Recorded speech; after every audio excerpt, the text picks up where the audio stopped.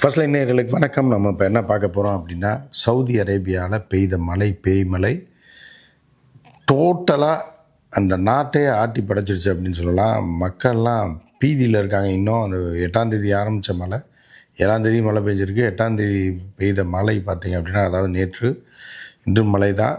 நேற்று பெய்த அந்த மழை பார்த்தீங்க அப்படின்னா அந்த ஊரே அழிச்சிச்சு. குறிப்பாக அவர்களுடைய புனித நகரமான மெக்காலையும் சரி மதினாலையும் சரி வரலாறு காணாத மழை பெய்திருக்கிறது. அதாவது என்னென்னா அதை பற்றிய வீடியோக்களோடு நீங்கள் பார்க்க போகிறீங்க. இந்த பகுதியில் நீங்கள் ஃபுல்லாக பார்த்தீங்கன்னா உங்களுக்கு ஒரு டீட்டெயிலாக என்னால் கொடுக்க முடியும். சின்ன வீடியோ தான், நீங்கள் ஃபுல்லாக பாருங்கள். அதை அந்த மழை வெள்ளம் எந்த அளவுக்கு, அதாவது நம்ம பார்த்துருக்கவே மாட்டோம். நம்ம வாழ்நாளில் நம்ம நாட்டில் அந்த மாதிரியான மழையெல்லாம் நகரங்களில் அந்த மாதிரி பார்த்துருக்க மாட்டோம். அப்படிப்பட்ட ஒரு மழை அதை எனக்கு காட்சியில் நான் போடுறேன். அதாவது என்னென்னா, இந்த வருடம் 2024 கடந்த வருடத்தை பொறுத்தளவுக்கு பார்த்தீங்க அப்படின்னா, அமெரிக்காவில் ஒரு பெரிய அழிவு ஏற்பட்டது. அப்போ ஏற்கனவே 2 மாதங்களுக்கு முன்பு பெய்த மழை காரணமாகவும் புயல் சூறாவளி காரணமாக அது ஒரு 2 மாகாணத்தை பாதிச்சுது. கிட்டத்தட்ட ஒரு 40 லட்சம் மக்கள் குடிபெயர்ந்து போகக்கூடிய ஒரு நிலைக்கு அமெரிக்கா வந்தது. ஸோ அதே மாதிரி பார்த்திங்கன்னா ஃப்ரான்ஸு, ஜெர்மனில் பயங்கரமான மழை. அதே மாதிரி யூரோப்பியன் கண்ட்ரீஸில் பார்த்திங்க அப்படின்னா நிறைய நாடுகளில் அதாவது அவர் வாழ்வியலையே புரட்டி போட்டுருச்சு. ஆனால் பணக்கார நாடு அப்படின்னால இன்சூரன்ஸில் இதில் காசு வந்தால் கூட, நீங்கள் ஒரு கார் கூட வாங்கணுன்னா ஒரு மாதம் ஆகும்ல. உடனே இப்போ போனோடனே ஷோரூமில் காசை கொடுத்து கார் வாங்கிட முடியுமா? அந்த ஷோரூம் மூழ்கி போச்சு. பணக்காரனாக இருந்தாலும் நான் தப்பிச்சவன் தான் பொழைச்சவன், அவனோட செயல்பாடுகள் எல்லாமே முடங்கி போச்சு. கிட்டத்தட்ட அமெரிக்காவில் சில மாகாணங்கள்லாம் 2 மாதங்கள் கிட்டத்தட்ட முடங்கி போயிருந்தன. அந்த மாதிரி என்ன ஆச்சுன்னா, மிக பணக்கார நாடு என்று சொல்லக்கூடிய, அதாவது எல்லோர் வீட்லேயும் கார் இருக்கும். ஒரு கார் இல்லை, பல கார்கள் இருக்கும். உலகத்தில் தயாரிக்கப்படுகின்ற ஹைஎண்ட் கார், மிக அதிக விலை உள்ள கார்கள் எல்லாமே நீங்கள் எங்கே பார்க்க முடியும் அப்படின்னா, துபாயில் பார்க்க முடியும், சவுதி அரேபியாவில் பார்க்க முடியும். ஸோ அப்படிப்பட்ட சவுதி அரேபியாவில் பார்த்திங்கன்னா ஃபுல் பாலைவனம். தண்ணினா இவ்வளோ தண்ணிலாம் வாழ்நாள்லே பார்த்துருக்க மாட்டாங்க. மழை பெய்யும், எப்பயாவது பெய்யும், பார்த்துருக்க மாட்டாங்க. அந்த மாதிரியான ஒரு மழை பார்த்திங்க அப்படின்னா, ஜெட்டா நகரம் மட்டும் இல்லை, மக்கா மதினா நகரங்களை மட்டும் இல்லை, இன்னும் 4-5 நகரங்களை அழித்து விட்டு போயிருக்கு அப்படின்னு நம்ம பார்க்கலாம். ஏன்னா, அதாவது போன ஒரு 10 நாளைக்கு முன்னாடி வரலாறு காணாத பனிமூட்டம் அங்கே காணப்பட்டிருக்கு. அதாவது பார்த்திங்க அப்படின்னா வெயில் நாள் எக்ஸ்ட்ரீமாக இருக்கும். சவுதி அரேபியாவை பொறுத்தளவுக்கு வெயில் நாள் ரொம்ப எக்ஸ்ட்ரீமாக இருக்கும். 50 டிகிரியை தாண்டிய 50-54 அந்த ரேஞ்சுக்கெலாம் போகும். வெயில் அவ்வளோ அதிகமாக இருக்கும்.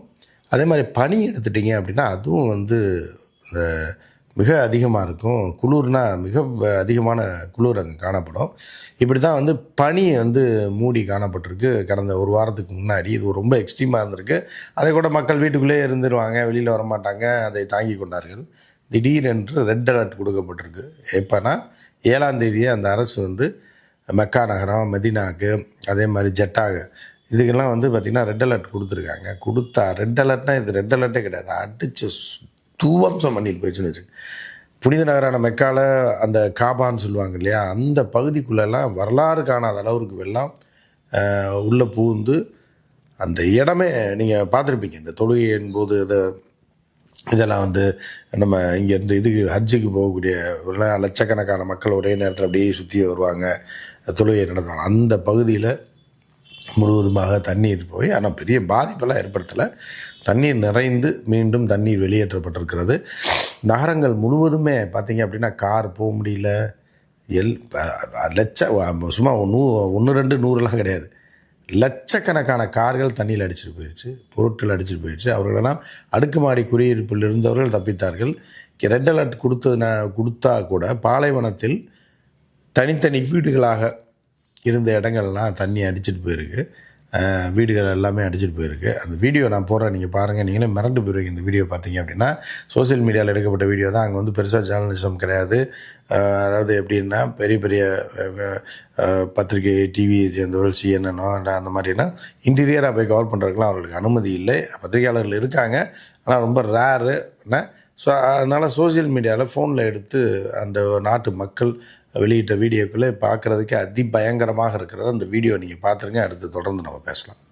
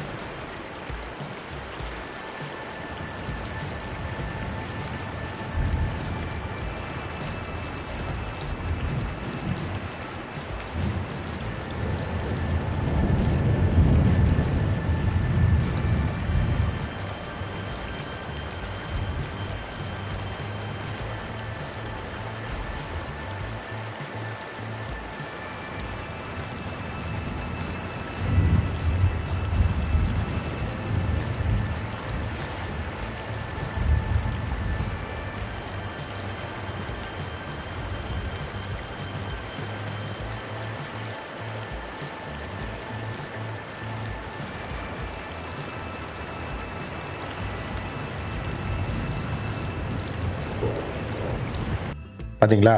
இவ்வளவு வரலாறு காணாத அளவிற்கான வெள்ளம் வந்து வேறு இதுவரை அந்த மக்கள் பார்த்ததே இல்லை. மிகப்பெரிய ஒரு அழிவை ஏற்படுத்தி 10 வருடங்களுக்கு முன்பு இது போன்று நடந்திருக்கிறது. அதுக்கப்புறம் நீண்ட இடைவெளி. ஆனால் இந்த அளவு கிடையாது. இதுதான் வந்து இந்த மெக்கா நகருக்கும் சரி, ஜட்டாலையும் சரி, மதினா நகரத்துக்கும் சரி, இன்னும் சில நகரங்களில் இது போன்ற வெள்ளை வரலாற்று பூர்வமாக வரலாறுகளில் இந்த சமீப காலங்களில் இப்படி ஒரு வெள்ளத்தை அந்த மக்கள் பார்த்தது இல்லைன்றாங்க. இப்படி ஒரு பேரழிவு பார்த்தது இல்லைன்றாங்க. நீங்கள் வந்து தண்ணி வருது, ஆனால் இப்போ கோடீஸ்வரனாக இருக்கலாம், யாராக இருக்கலாம், நீங்கள் வீட்டுக்குள்ளே தண்ணி வந்து எல்லாமே அடிச்சுட்டு போயிடுச்சுன்னா அவர்களுடைய இப்போ எல்லா பொருளுமே நாசமாக. நீங்கள் காசு வச்சுருக்கலாம், நீங்கள் பேங்க்கில் காசு வச்சுருக்கலாம், வீட்டில் காசு வச்சுருக்கலாம், தங்கங்களை வைத்திருக்கலாம், எதை வேணாலும் வைத்திருக்கலாம். ஆனால் வந்து இது என்னென்னா, இப்படி மழை பெய்வதற்கு 2 காரணங்கள் சொல்லப்படுகிறது. ஒன்று என்ன அப்படின்னா, சவுதி செய்யக்கூடிய ஒரு டுபாக்கூர் வேலை ஒன்று இருக்குது. எப்படின்னா, மேகங்கள் வந்து இது வந்து பாலைவன பகுதி, மேகக்கூட்டங்களே மேக்சிமம் உருவாகாது. இன்னொரு விஷயம் என்னென்னா, மேகக்கூட்டங்கள் உருவாகி அந்த பக்கம் ஈரான் பக்கம் போகிறது, இந்த பக்கம் அண்டை நாடுகளுக்கு போய் அங்கே மழை பொழிவு ஏற்படுத்தும். அப்போ இவர்கள் என்ன பண்ணுறதுன்னா, தண்ணீர் தேவைக்காகவும் மழை அங்கே பொழியணுன்றதுக்காக போகக்கூடிய மேகங்களை வானிலையே தடுத்து அங்கே வந்து இந்த பொடிகளை தூவி என்ன அது அப்படின்னு பார்த்தீங்கன்னா, கெமிக்கலை தூவி சவுதியில் மழை வர வைப்பது. இது வந்து அண்டை நாடுகள்கிட்ட பல நாடுகளோட இவங்களுக்கு பெரிய வாக்கிய தகராறே இருக்குது. என் ஊருக்கு வரக்கூடிய மேகத்தை நீ ஏன் தடுத்து இந்த மாதிரி பண்ணுற அப்படின்னு சொல்லி இது ஒரு வாக்கிய தகராறு இருக்குது.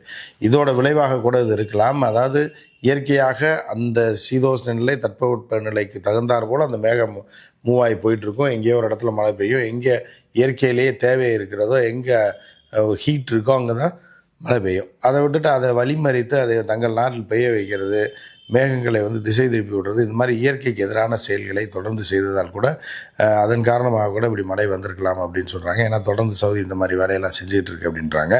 ஸோ எது எப்படியோ மனிதர்கள் பாருங்கள், இந்த மாதிரி இதில் இன்னொரு அச்சமும் இருக்குது. எப்படின்னா, மழை அதிகமாக பெய்யாதுச்சு இந்த மாதிரி இருந்தது அப்படின்னா அவர்களுடைய வளங்கள்லாம் அழிஞ்சு போயிடும். அவர்களுடைய வளமே வந்து இந்த க்ரூட் ஆயில் தான்.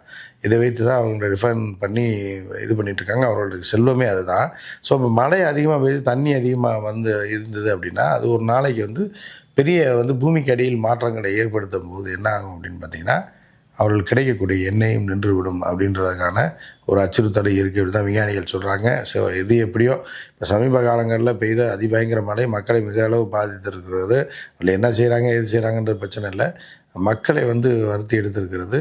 அது இப்போது இன்று தான் தண்ணி வடிஞ்சிருக்கு. இன்னும் அங்கேருந்து அவர்கள் கார்களை மீட்பதற்கும் தொழில் விஷயங்களை நடைமுறை யதார்த்தங்களுக்கு கொண்டு வர்றதுக்கு இன்னும் வாரக்கணக்கில் ஆகும் அப்படின்றாங்க. ஸோ நிச்சயமாக இது ஒரு பெரிய பாதிப்புக்கு தான் சவுதிக்கு ஏற்படுது. சவுதி மட்டும் இல்லை, உலகம் முழுவதும் இது போன்ற அழிவுகளை இந்த 2027 இயற்கை பேரிடர்களை சந்தித்திருக்கிறது. நல்ல வேளை நம்ம தப்பிச்சிட்டோம், சென்னைக்கு வரும்னு சொல்லி இவங்க சும்மா போய் சொல்லிகிட்டு இருந்தாங்க. ஸோ நம்மளுடைய தட்பவெட்ப நிலையும் நம்மளுடைய நாட்டுடைய சீதோஷ்ண நிலையும் நம்ம இருக்கக்கூடிய பகுதியும் பாதுகாக்கப்பட்ட பகுதியாக இறைவன் நமக்கு அருளி இருக்கிறான் அப்படின்றதில் நான் மிகவும் சந்தோஷமடையணும். மற்றும் ஒரு நிகழ்ச்சியில் சந்திப்போம். நன்றி, வணக்கம்.